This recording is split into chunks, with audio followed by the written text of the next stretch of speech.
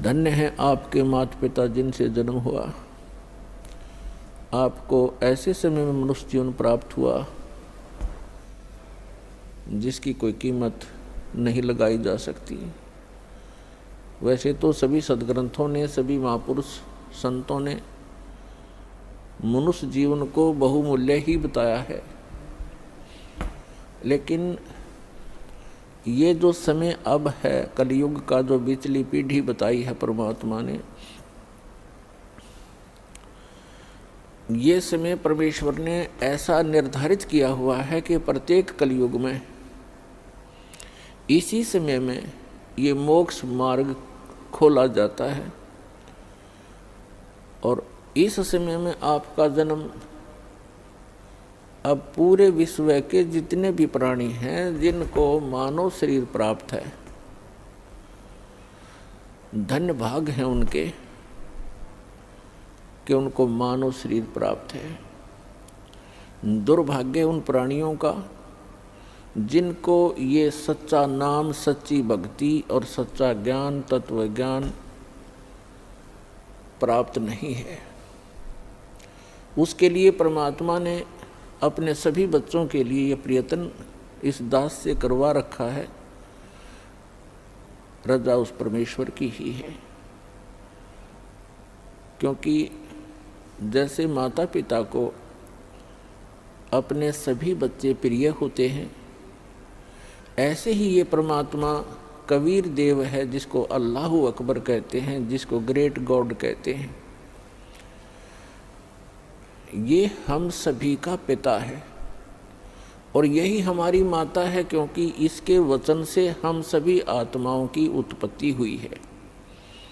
इस परमात्मा में वो गुण हैं, त्वमेव माता च पिता त्वमेव, त्वमेव बंधु च सखा त्वमेव, त्वमेव विद्या च द्रविणम त्वमेव, त्वमेव सर्व मम देव देव।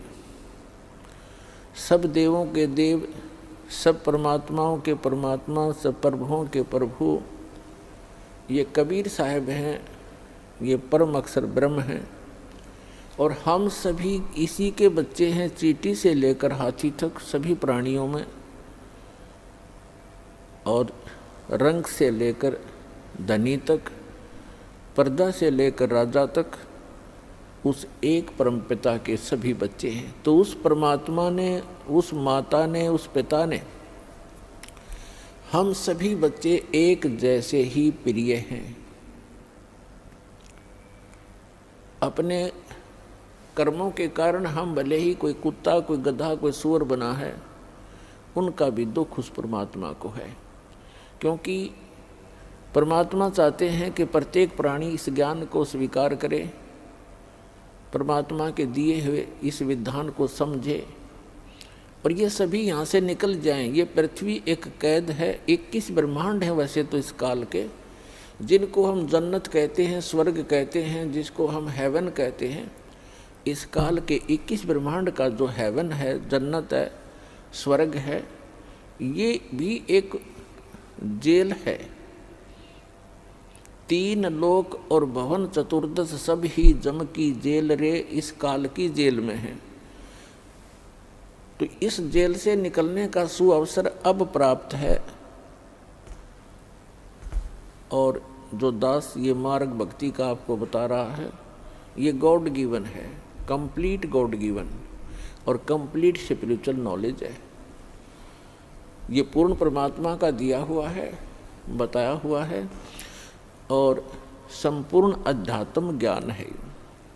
और ज्ञान सब ज्ञान डी, कबीर ज्ञान सो ज्ञान, और जैसे गोला तोब का अब करता चले मैदान। तो पुण्यात्माओं, मानव शरीर बहुत ही अच्छी आत्माओं को, पुण्यकर्मी प्राणियों को प्राप्त होता है। हम अध्यात्म ज्ञान के अभाव से इस अनमोल मनुष्य जीवन को पशु पक्षियों जैसी क्रिया करके ही समाप्त कर जाते थे। और जो पुण्यात्माएं साधना करने की चेष्टा भी करते थे पूर्व जन्म की प्रेरणा से, उनको यथार्थ ज्ञान न होने से उन्होंने हजारों वर्षों तक साधनाएं की, तप किए, जप किए। उन्होंने वो साधनाएं शास्त्र विधि त्याग कर किसी लोक वेद के आधार से की, किसी की सुनी सुनाई की। जो श्रीमद् भगवद गीता अध्याय नंबर 16 के श्लोक 23 और 24 के विपरीत हैं, जिसमें कहा है कि शास्त्र विधि को त्याग कर जो मनमाना आचरण करते हैं उनको न तो कोई सुख होता है और न ही उनकी गति होती है और न ही उनको कोई सिद्धि प्राप्त होती है, अर्थात व्यर्थ, यूजलेस। तो अभी तक हम यूजलेस साधना करते रहे, अब यूजफुल साधना हमारी अब प्रारंभ हो रही है। धन्य हो आप पूरे विश्व के प्राणी जो मानव शरीर प्राप्त हैं, और उनसे भी धन्य है जिनको ये मार्ग स्वीकार हो गया, ये भक्ति विधि मिल गई। तो उन पुण्यात्माओं में से आप हैं जिनको इस दास से दीक्षा प्राप्त है। आज विश्व का मानव अन्य प्राणियों से भी दुखी है, पशु पक्षियों से भी दुखी है, क्योंकि हमारे पूर्व जन्म के जो पुण्य थे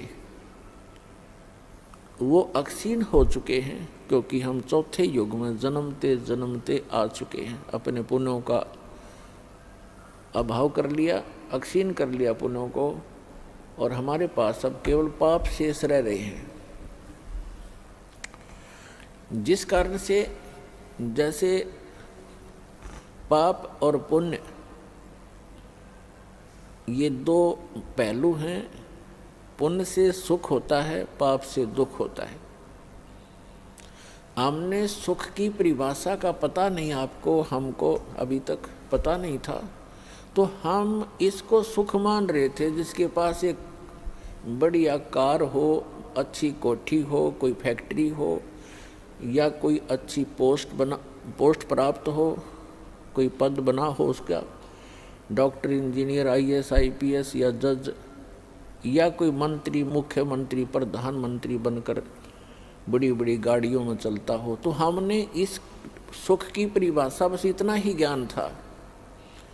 ये सुख नहीं है, ये तो बाह्य दिखावा है। प्रत्येक प्राणी टेंशन लिए फिरता है, प्रत्येक प्राणी 99% व्यक्ति टेंशन से ग्रस्त हैं। तो हम इसको सुख मान रहे थे। सुख नाम की कोई वस्तु नहीं इसी किस ब्रह्मांड में। तो परमात्मा चाहते हैं कि आप यहाँ से निकलो, इस झूठे सुख को भूलो, इससे परिचित हो जिसको तुम सुख मान बैठे हो। कबीर साहब कहते हैं झूठे सुख को सुख कहे, ये मान रहा मनमोद, ये सकल चबीना काल का, कुछ मुख में कुछ गोद। यहाँ सब ये काल का आहार है। इस झूठे सुख को आप सुख मान बैठे हो, ये सुख नहीं है। आज आप जिसको सुख मानते हो उस व्यक्ति के पास सभी सुविधाएं उपलब्ध हैं। अच्छा मंत्री है, मुख्यमंत्री है, सब सुविधाएं हैं, पुत्र भी हैं, पुत्री भी हैं, आगे संतान भी ठीक है। तो इसको हमने सुख मान रखा है। और 1 मिनट में मृत्यु हो जाती है, 1 सेकंड के अंदर मृत्यु हो जाती है। फिर वो सुख कहाँ गया उसका? फिर कहीं गधा बनकर, कुत्ता बनकर गली में खड़ा होगा, खा के ये सुख। तो परमात्मा याद दिलाते हैं कि तन धर सुखिया कोई ना देखा, जो देखा सो दुखिया हो। उदय अस्त की बात करत है मन सबका किया विवेका। शरीरधारी प्राणी यहाँ इस पृथ्वी लोक के जो कच्चे शरीरधारी प्राणी हैं, कहते परमात्मा कहते मैंने कोई इस पृथ्वी पे सुखी नहीं देखा। और जो उदय अस्त की बात करते हैं, उदय अस्त का अर्थ है चक्रवर्ती राजा, जिसका शासन पूरी पृथ्वी पर हो। परमात्मा कहते मैंने उनके भी अंदर से झांक कर देखा है। राजा के पास कोई साधु संत चला जाता है, ढेर सारे दुख बता देता है, महाराज मुझे ये तकलीफ है, महाराज मुझे ये तकलीफ है, महाराज मुझे ये कष्ट है। तो परमात्मा कहते हैं उदय अस्त की बात करे मन सबका किया विवेका हो। कहते हैं तंदर सुखिया कोई ना देखा, जो देखा सो दुखिया हो। उदय अस्त की बात करत है मन सबका किया विवेका हो।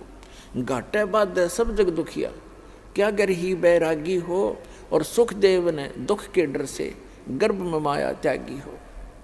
फिर कहते हैं जंगम दुखिया जोगी दुखिया, और तपस्वी को दुख दूना हो, और आशा तृष्णा सब में व्यापे, कोई महल ना सुना हो। फिर परमात्मा कहते हैं कि साच कहूँ तो जग नहीं माने, पर झूठ कही ना जाई हो, और ये ब्रह्मा विष्णु महेश्वर दुखिया, जिनने ये राह चलाई हो। फिर परमात्मा अंत करते हैं इस कहानी का, कहते हैं सुरपति दुखिया, सुरपति इंद्र स्वर्ग का राजा, देवताओं का स्वामी। सुरपति दुखिया, भूपति दुखिया, भूपति माने पूरी पृथ्वी का शासक राजा। सुरपति दुखिया, भूपति दुखिया, और रंक दुखी बपरीती हो, कहे कबीर और सब दुखिया, एक संत सुखी मन जीती हो। अब निष्कर्ष कर दिया दाता ने कि आप जी श्री ब्रह्मा, श्री विष्णु, श्री शिव जी को एक सुप्रीम पावर मानकर इनकी आराधना कर रहे हो, और इनसे हटकर कोई कहना सुनाना चाहता है तो आप जी बिल्कुल सुनना नहीं चाहते। तो परमात्मा कहते हैं कि साच कहूँ तो जग का जचे नहीं, ये संसार मानना नहीं कि ब्रह्मा विष्णु महेश भी दुखिया, पर झूठ कही ना जाई हो, और ये ब्रह्मा विष्णु तुम्हारे शिव जी दुखिया, जिन ये राह चलाई हो। अब विचार करके देखो, विष्णु जी को श्राप दे दिया किसने? नारद जी ने। क्यों? क्योंकि उसने हरि का रूप मांगा था विवाह करवाने के लिए, और कहते हैं विष्णु जी ने उसका बंदर का मुख लगा दिया, जिस कारण से नारद जी ने भगवान विष्णु को श्राप दे दिया। उस श्रापवश भगवान श्री विष्णु श्री रामचंद्र रूप में राजा दशरथ के घर जन्म लिया। श्री रामचंद्र जी का जीवन देख लो, वो कितना सुखी रहे होंगे। श्री विष्णु जी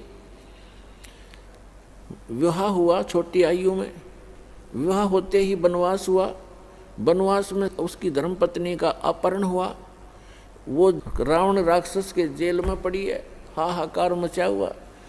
फिर सीता जी को उस रावण की कैद से छुटवाने के लिए कितना भयंकर युद्ध हुआ, करोड़ों व्यक्ति मारे गए, दिन रात हाहाकार मचा रहा। और उसके बाद फिर सीता जी को वापस लाए, अग्नि परीक्षा लेकर।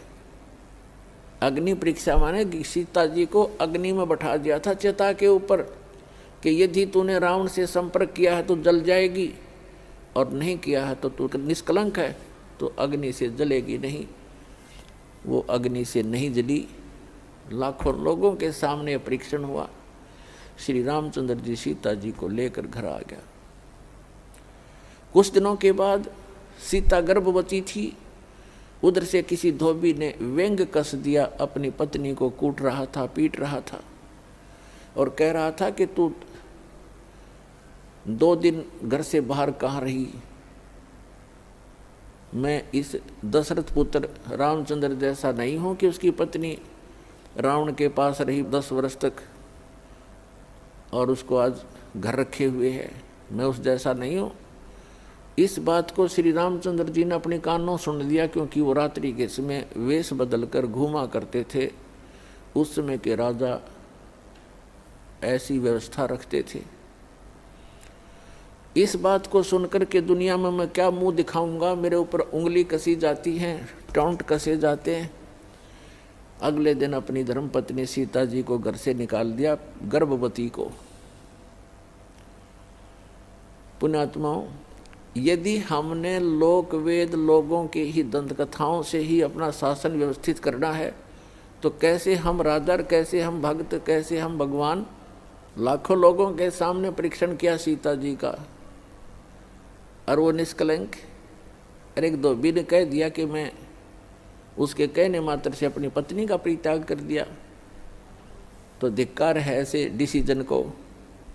आम आदमी भी ना करे ऐसी गलती, जिसकी पत्नी के गर्भ हो और उसको घर से निकाल दे, कहाँ जाएगी फिर वो? तो पुण्यात्मा, भले ही उसने लोगों की शर्म से निकाल दिया, लेकिन अंदर से दुख उसका गया नहीं। वो सीता जी कहीं रही, अब उसके बच्चे कहाँ, और आप राजा बना बैठा। सपने में सुख नहीं उस व्यक्ति को, चाहे कितनी बात बनावे। वही श्री विष्णु जी श्री कृष्ण रूप में जन्मे, जन्म से ही दुख शुरू हुआ था, मृत्यु होगी, सुख का सांस श्री कृष्ण जी को नहीं हुआ। श्री विष्णु जी के दूसरे रोल को आप देख सकते हैं। जेल में जन्म हुआ, मामा शत्रु हो गया, कभी काल्यवन, कभी जरासेंग, कभी कोई शिशुपाल उनके साथ झगड़ा करने को आते हैं। फिर जाकर के एकांत स्थान पर अपना स्थान खोजा, द्वारका समुद्र के अंदर, वहाँ रहे कुछ दिन। उसके बाद अंत देखो श्री कृष्ण जी के पूरे कुल का। दुर्वासा जी ने श्राप दे दिया कि तुम्हारा कुल नाश होगा। श्री कृष्ण जी अर्थात विष्णु जी के सामने उनके 56 करोड़ यादव हो गए थे। 56 के 56 करोड़ आपस में लड़के कटके मर गए। श्री कृष्ण जी के अर्थात विष्णु जी के पोता और पोते भी। तो श्री कृष्ण जी के पोते और बेटे उनकी आंखों के सामने कटके मर गए। तो यहाँ परमात्मा कहते हैं, साच कहूँ तो जग नहीं माने और झूठ कही ना जाई हो, ये ब्रह्मा विष्णु में ईश्वर दुखिया जिन ये राह चलाई हो। फिर कहते हैं कि सुरपति दुखिया भूपति दुखिया और रंक दुखी बपरीति हो। सुरपति देवताओं का राजा इंद्र दुखी। इंद्र की कहानी आप पढ़ कर देखो पुराणों के अंदर। एक बार राक्षसों का और देवताओं का युद्ध हो गया, राक्षस विजयी हो गए। इंद्र भाग गया, गद्दी छोड़कर जंगलों में छुप गया, कोई वर्षों तक भूखा प्यासा पड़ा रहा, खा के वह सुख। और इंद्र की मृत्यु के उपरांत उस राज को भोग करिए, राजा चाहे स्वर्ग का हो चाहे पृथ्वी का हो, अगला जन्म उसका गधे से शुरू होता है। तो बाढ़ में जाओ ऐसा राज जो अगले जन्म में गधा बने। तो हम बिना ज्ञान के इस झूठे सुख को सुख मानकर अपना जीवन नाश कर रहे हैं। अब इसको सफल करो पुण्यात्माओं। हमें विकल्प प्राप्त हुआ, अभी तक इसका विकल्प नहीं था। कोशिश करके भी हम काल के जाल से नहीं निकल पा रहे थे।